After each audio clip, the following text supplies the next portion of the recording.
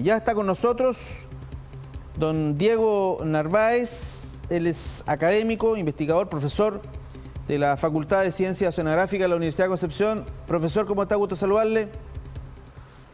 Hola, buenas tardes. Justo no escuché la introducción, lo siento, estaba mudo. Sí, no, está bien. Lo presenté nomás, lo presenté como Ya. Diego Narváez, gran académico. Así lo presenté, ¿está bien o no? Sí, está bien. Sí, está bien.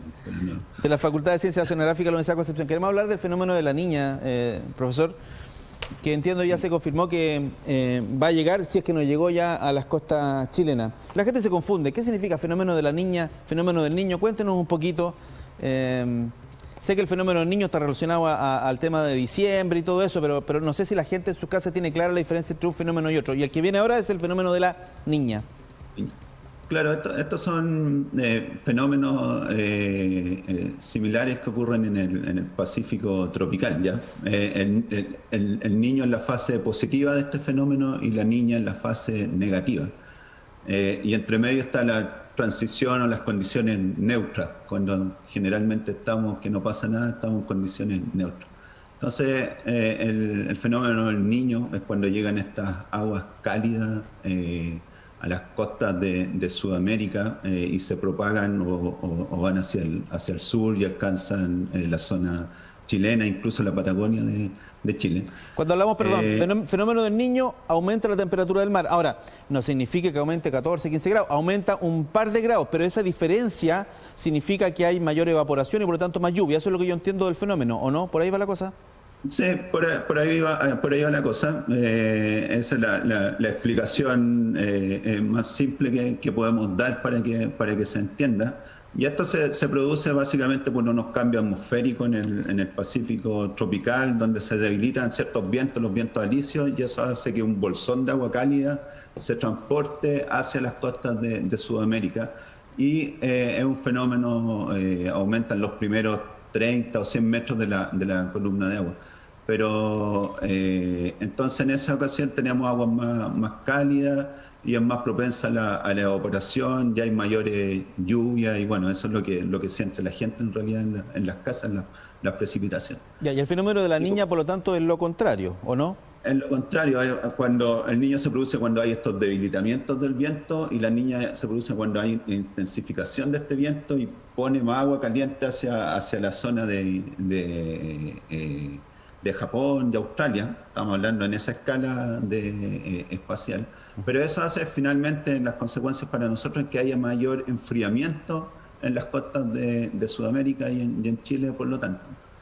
Entonces, finalmente lo que es enfriamiento, ya está un sistema, la atmósfera y el océano, un sistema acoplado, siempre hay harta interacción entre ellos, entonces estos fenómenos, cuando hay este enfriamiento, así como hay evaporación durante el niño, el enfriamiento básicamente enfría la superficie, las masas de aire cerca de la superficie del océano, y hay una intensificación de un fenómeno meteorológico que llamamos el anticiclón del Pacífico Sur.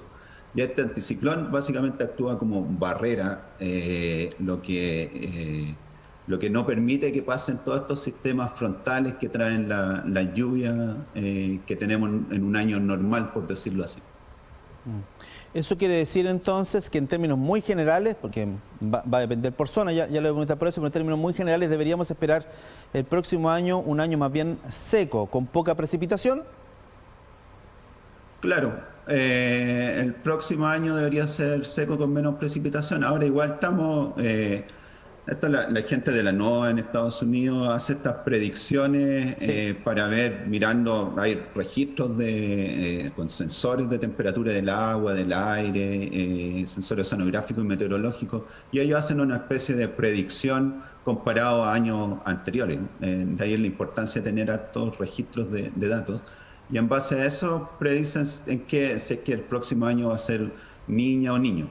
Y como es una predicción, hay un porcentaje de error. Entonces yo creo que estas cosas siempre van cambiando y finalmente con 2 o 3 meses de anticipación uno podría decirlo con mayor exactitud. Ahora estamos en octubre, estamos pensando por lo menos 9 meses más, así que hay hartas posibilidades que esto cambie en los próximos 2 meses y ahí hablamos de estos eventos que se veía como que venía un evento al niño o la niña, pero a veces no se produce y lo cual sería favorable en este caso para nosotros. Claro, es una proyección y favorable sería que no viniera, digamos, en términos que llevamos como 10 años de sequía. Entiendo que este año, el invierno, llovió bastante, más de lo que había llovido, no sé, el último quinquenio, pero aún así no alcanzamos a salir de la sequía, solo tuvimos un año lluvioso, pero ideal sería que tuviéramos un nuevo año lluvioso para así ir llenando nuestros embalses, que por eso que es una, comillas, mala noticia. En rigor no hay mala noticia, pero sería comillas una mala noticia porque al haber sequía volvemos a ese problema que venimos arrastrando mucho tiempo. Ahora, cuando hablamos de sequía y específicamente si es que llega el fenómeno de la niña, como dice usted que es una proyección, ¿cuánto bajan aproximadamente las precipitaciones? ¿Un 10%, un 20%, un 30% de lo normal esperable o hay una baja importante, sustancial, no sé, del 50%? O sea,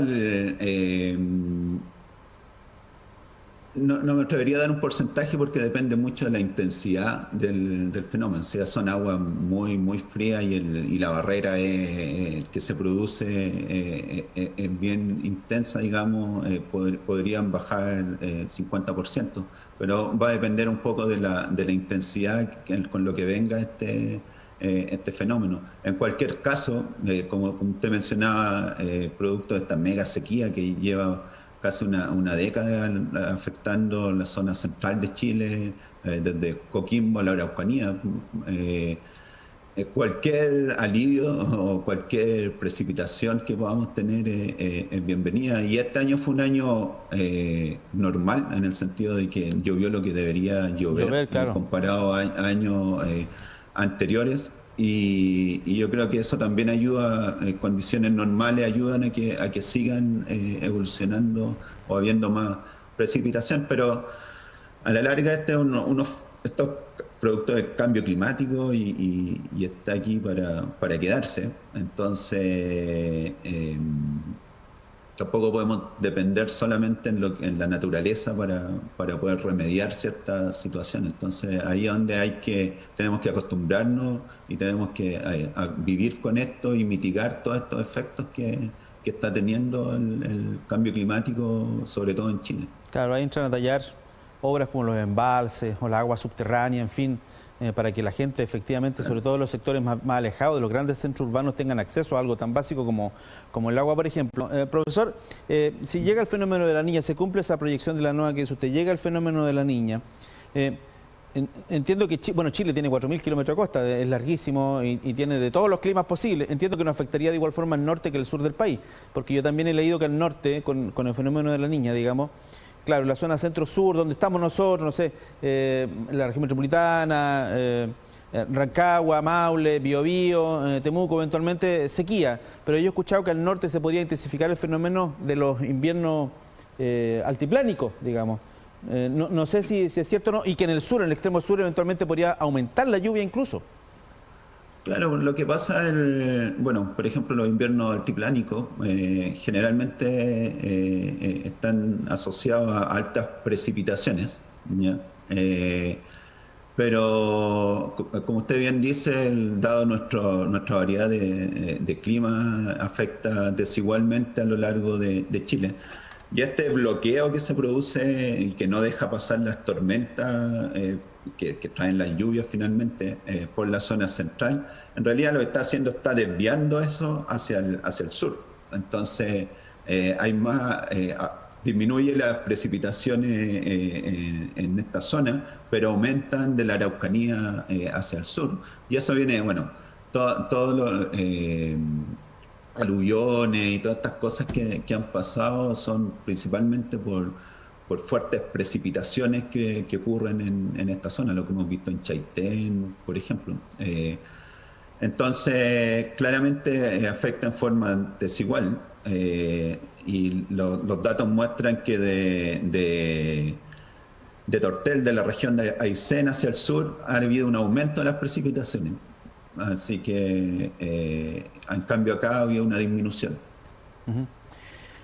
Bien, todo esto siempre y cuando se cumpla la proyección que ha hecho la NOAA. Estamos a octubre, ya noviembre prácticamente. ¿Cuándo cree usted que podríamos tener confirmación oficial o de ustedes, por ejemplo, como escenografía de que efectivamente el fenómeno de la niña se va a hacer presente durante este tiempo?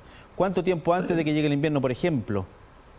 Yo creo que estaríamos más nuestro verano, febrero, marzo, ya deberíamos tener, decir con mayor exactitud si es que viene un fenómeno de la niña o no. Y eso nos da, no muchos meses, pero 3 o 4 meses de preparación si es que ese fuera el caso.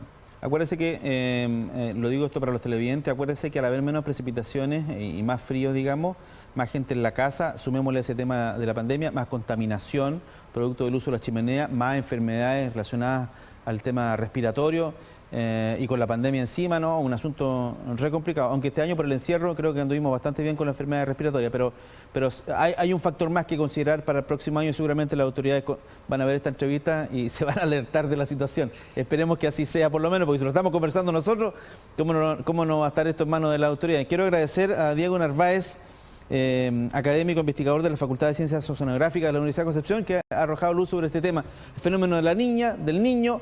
Vendría el fenómeno de la niña, pero por ahí por febrero o marzo lo podemos reconfirmar. Así que ahí lo llamamos de nuevo, profesor, para saber qué antecedentes tenemos. Muchas gracias, don Diego. Muchas gracias a ustedes. Que esté muy bien. Buenas tardes. Ahí está. El profesor de la Facultad de Ciencias Oceanográficas arrojando luz sobre este tema tan importante, porque necesitamos de la lluvia, pues es la verdad. Necesitamos que las condiciones sean a lo menos normales, porque construir un embalse no es de la noche a la mañana, aunque venimos hablando de cambio climático en los años 50 y podríamos haber estado perfectamente preparados, pero bueno, así son las cosas.